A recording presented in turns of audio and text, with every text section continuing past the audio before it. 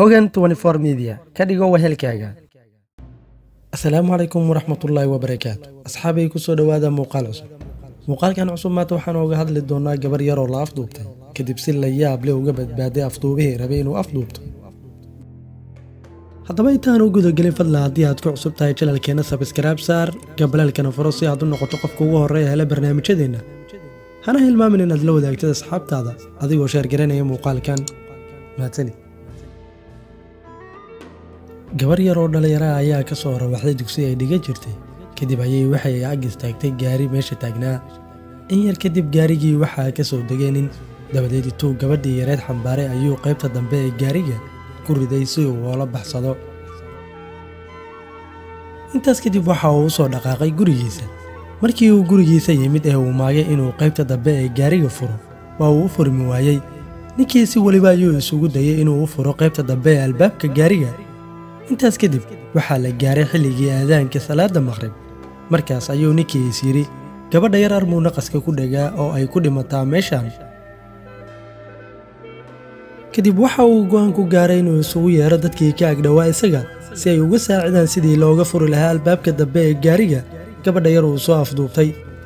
balse intaas kadib dadkii way awoodi waayeen inay ka furaan albaabka si waliba ay isugu dayeen inay u furaan albaabka. dadkii iyagoo yaaban oo waxay sameeyaan garala ayaa nin waayeel oo wadaad ah meesha marayay ku soo leexday. arrinkii ayaa loo sheegay kadib waxa uu bilaabay inuu ku akhriyo qur'aan si uu Allah u furo albaabka una badbaadiyo gabadhaasi yar.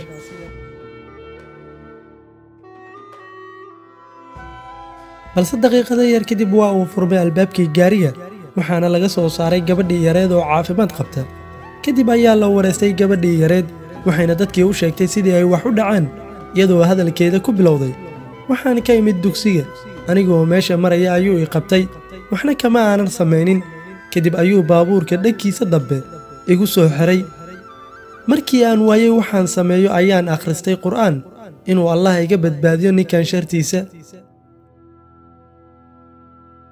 intaas kadib ninkii sheekhaha ayaa gabadhii weydiiyey gabadheedii bal inoo sheeg qur'aanka aad akhrisatay.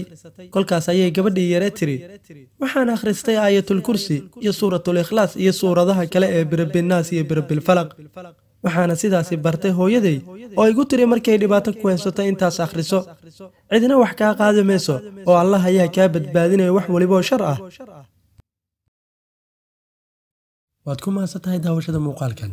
fadlan haddii aad nagu cusub tahay rukuma channelkeena Hogan 24 Media adigoo subscribe na saaraya gabalaalkana furanaya si aad u noqoto qofka ugu horeeya ee hela barnaamijyada aan soo gelino channelkeena. hana hilmaamin inaad la wadaagtay asxaabtaada adigoo sheer garanaya muuqaalkan. mahadsanid.